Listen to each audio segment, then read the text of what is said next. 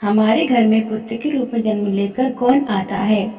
पुत्र 5 प्रकार के होते हैं। धरोहर रखने वाला, ऋण देने वाला, शत्रुता रखने वाला, उपकार तथा सेवा करने वाला तथा उदासीन।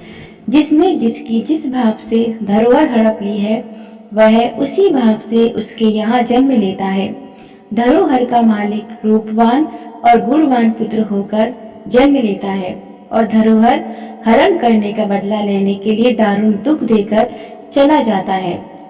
जिसने पिछले जन्म में ऋण दिया था, वह ऋण चुकाने के लिए जन्म लेता है।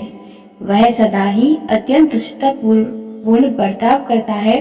गुणों की ओर तो वह कभी देखता ही नहीं। क्रूर स्वभाव और बड़ी निष्ठुर आकृति बनाए अपने स्वजनों को डांट फटकार और गाली गलौज सुनाया करता है। स्वयं सदा मीठी मीठी वस्तुएं खाया करता है। घर में रहकर बलपूर्वक धन का उपभोग करता है। रोकने पर क्रोध करता है और ऋण चुकाने के लिए यूं दुख देकर मर जाता है या स्वयं स्वामी बन जाता है। पूर्व काल का शत्रु बाल्यावस्था से ही शत्रुओं का सा बर्ताव करता है।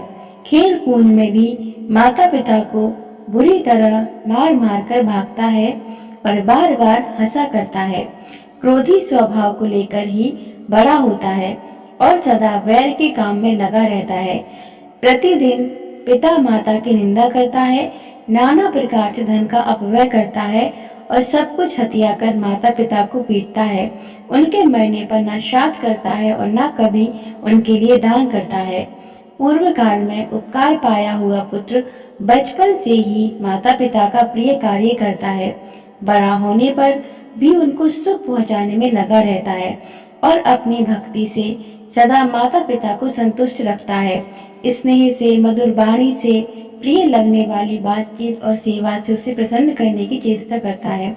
माता पिता की मृत्यु के पश्चात विधिवत श्राद्ध और पिंडदान आदि कर्म करता रहता है तथा उनकी सद्गति के लिए तीर्थ यात्रा भी करता है।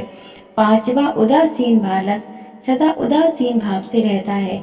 वह न कुछ देता है, न लेता है, न रुष्ट होता है, न संतुष्ट होता है।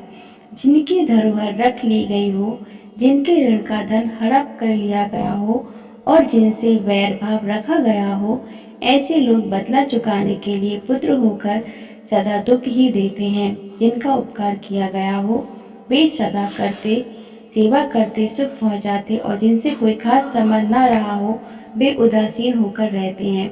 पुत्रों की यही गति है। प्रायः ऋण अनुबंध से ही यहाँ संबंध हुआ करते हैं।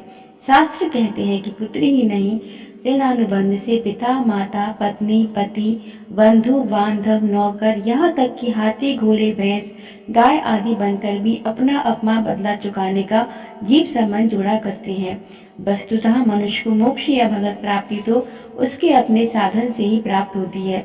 पुत्र यदि पुण्यात्मा और भक्त होता है तो उससे भी सहायता मिलती है, परंतु पुत्र के मुंह में फंस जाने पर दुर्गति भी होती है। पुण्यात्मा और भक्तिमान पुत्र की प्राप्ति कठिन है।